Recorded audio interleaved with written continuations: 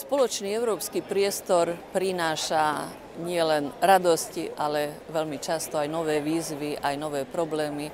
Tak ako nedávno Európsky parlament sa rozhodol riešiť problém zdravotných služieb v iných členských krajinách, ako občan európsky je poistený. Takisto sa stáva, že vynárajú sa nové a nové výzvy, nové a nové problémy. Mám tu napríklad na mysli, ako čelíme teraz problému, že napríklad nie každá krajina rovnako aplikuje sociálne predpisy a vznikajú problémy pri vyplácaní rodičovských prídavkov na deti. Myslím si, že sú to praktické problémy, ktoré jednoducho treba riešiť vtedy a tam, kde vznikajú.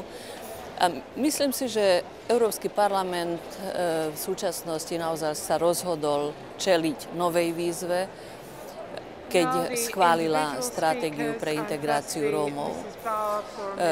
Táto stratégia sa zakladá na priznaní, na uznaní, že ide o európsky problém, čo nie je možné riešiť na báze subsidiarity v jednotlivých členských krajinách.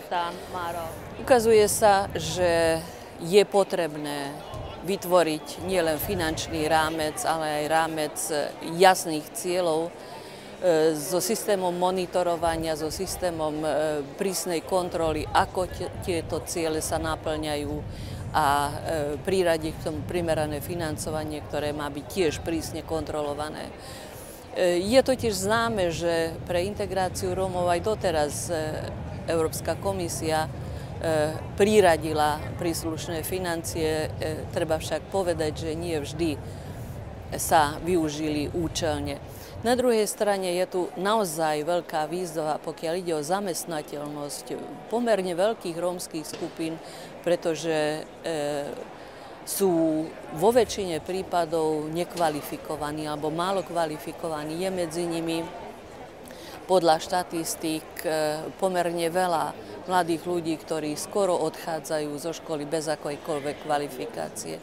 Na druhej strane čelíme nedostatku pracovných síl v najbližších 10-ročiach a hazard, ktorý v súčasnosti zažívame, pokiaľ ide o ľudské zdroje, pokiaľ ide o veľké nezamestnateľné skupiny mladých rómskych ľudí, myslím si, že je neprípustné. V tejto oblasti je celkom evidentné, že začať treba so vzdelávaním. Ukazuje sa, že pravdepodobne popri všetkých ostatných problémoch to je kľúč k ceste von z pásce chudoby.